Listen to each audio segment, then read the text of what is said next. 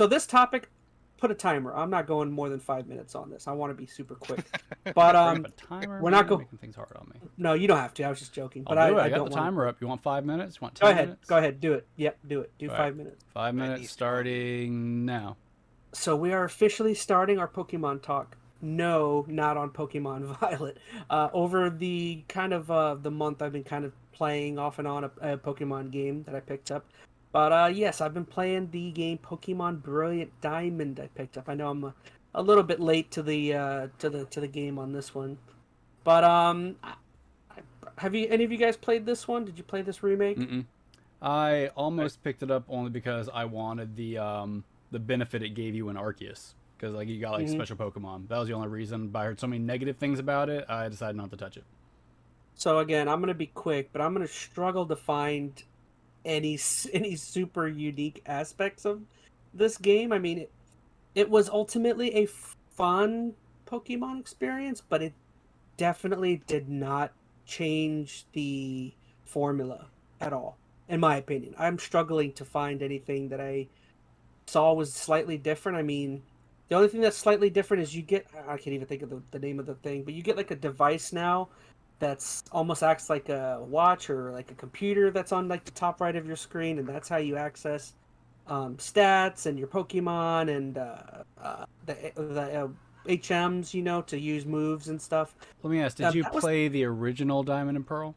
I did not. That probably would be helpful to be able to compare it to that one. Well, I'm curious because I mean, you're comparing it, but are you comparing it just to changes in other Pokemon games, or comparing it to changes from the old Diamond and Pearl?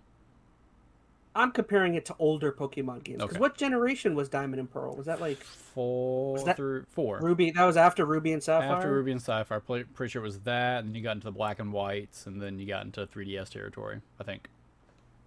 Yeah, I would say since it came right after Ruby Sapphire, that's actually a great comparison, because there were aspects in this that I did notice that were similar to Ruby and Sapphire, such as a lot of like the contest-oriented things. Like you remember that from Ruby Sapphire, where like you'd put your Pokemon in, and depending on how strong or cute moves were, you could get scores and win awards. That was in there, which I guess now that I know that this was post Ruby Sapphire, I do see a lot of similarities between it.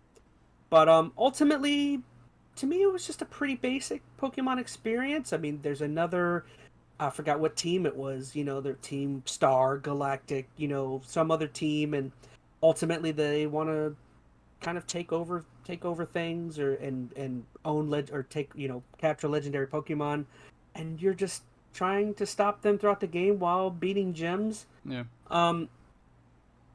That's pretty much it. I mean, you play gyms, you capture Pokemon, you take on the team. Ultimately, at the ending is almost exactly the ending of Pokemon Arceus. Right. Like, it's weird. Well, I'm trying to say it's weird, but because they kind of tie in, it makes sense. But at the end of this game, all that happens is you go to the same exact looking, almost like a Coliseum. You remember that from Arceus? You go to a Coliseum, you capture the legendary Pokemon, and you beat the game. I didn't actually do the final 4, which I don't know. I kind of lost interest. I was just playing it for during holiday season while I was doing some traveling. Well, you found it pretty cheap, didn't you? You found like a pawn shop. Yeah, for like it was like $25. Yeah. Yeah. But ultimately, it's fun if you like Pokemon.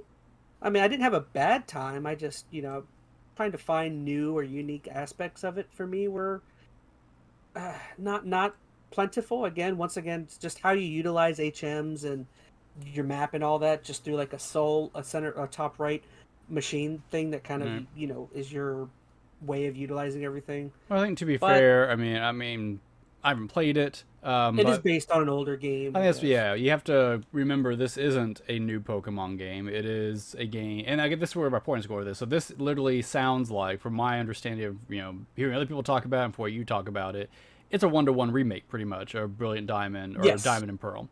And I can very much see that. And it sounds like that was probably one of its biggest downfalls. Like, they didn't take the opportunity to revamp it. Like, when you think about when they released Fire Red as opposed to just Red. Although, yes, Fire Red is red, they added a lot of quality of life stuff to it. A lot of this. I had God of War playing this whole time.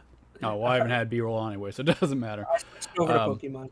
No, but my point being, no, you may forget my point. No, it's there. Come on. Oh, sorry. Oh, no, it's good. Like when they've done remakes, like whether it be Fire Red or like the Let Go series, they've added modern twists to those old games.